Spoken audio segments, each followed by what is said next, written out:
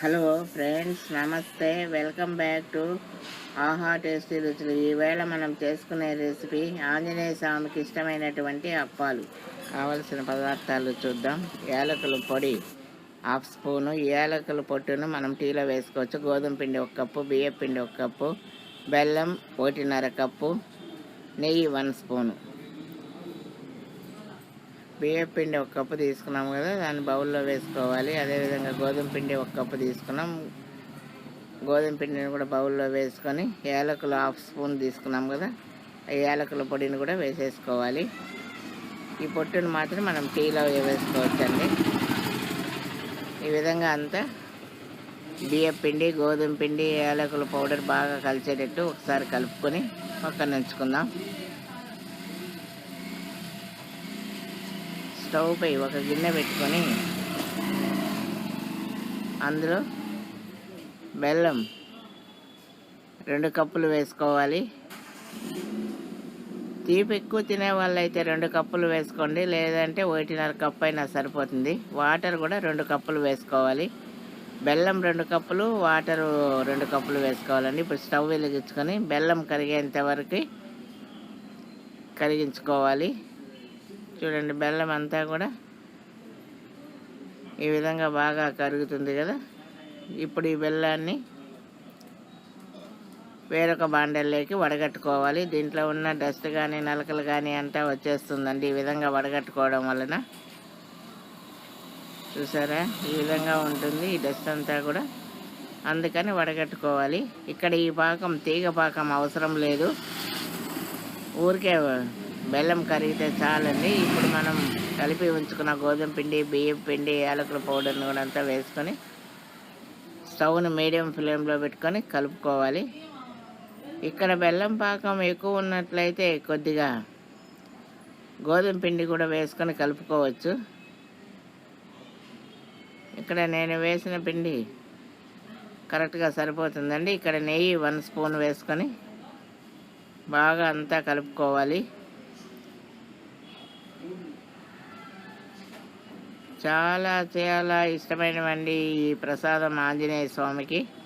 వీటిని అప్పాలని కూడా అంటారు. ఇప్పుడు స్టవ్ ఆఫ్ చేసుకొని చల్లారిన తర్వాత వేరొక ప్లేట్లోకి తీసేసుకుందాం. చూడండి, ఈ విధంగా అంతా వేరొక ప్లేట్లోకి తీసేసుకోవాలి.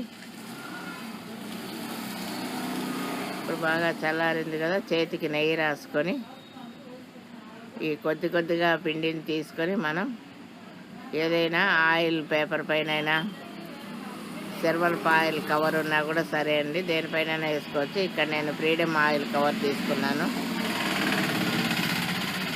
చూడండి, ఈ విధంగా ఈ కవర్ తీసుకున్నాను, ఆయిల్ కవరు. దీనికి కొద్దిగా ఆయిల్ రాసుకొని, ఆయిల్ కానీ నెయ్యి కానీ రాసుకోవచ్చు. ఈ విధంగా చిన్నగా ఉండలు చేసుకొని పెట్టుకోవాలి ఫస్ట్.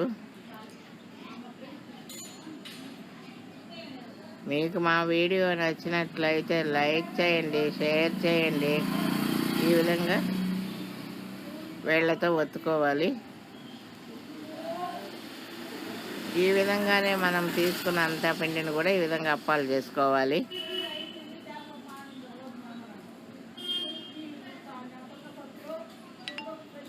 మీరు మా వీడియో ఫస్ట్ టైం చూసినట్లయితే సబ్స్క్రైబ్ చేసి పక్కనే ఉన్న బెల్ ఐకాన్ని క్లిక్ చేయండి. చూడండి, ఈ విధంగా అన్నీ అప్పాలను చేసుకున్నాం కదా. ఇప్పుడు స్టవ్ పై ఆయిల్ పెట్టుకోవాలి. ఆయిల్ బాగా వేడెక్కిన తర్వాత స్టవ్ను మీడియం ఫ్లేమ్లో పెట్టుకొని ఈ అప్పాలను ఒక్కొక్కటిగా వేసుకోవాలి. స్టవ్ను మాత్రం సిమ్లో పెట్టేయాలండి. ఇక ఈ విధంగా 2 పక్కల లైట్ బ్రౌన్ కలర్ వచ్చేంత వరకు కాల్చుకోవాలి.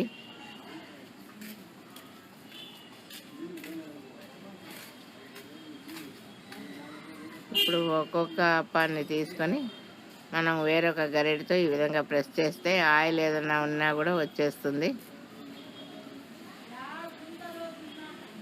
చూడండి, ఈ విధంగా వేసుకొని బాగా ప్రెస్ చేసేయాలి. ఈ విధంగానే మనం తీసుకున్నంత పిండిని కూడా అప్పాలు చేసేసుకోవాలి.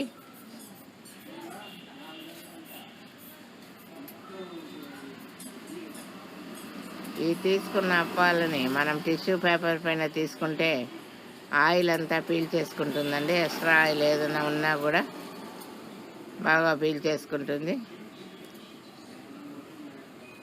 ఈ విధంగానే అన్ని అప్పాలను చేసుకున్నాము కదా.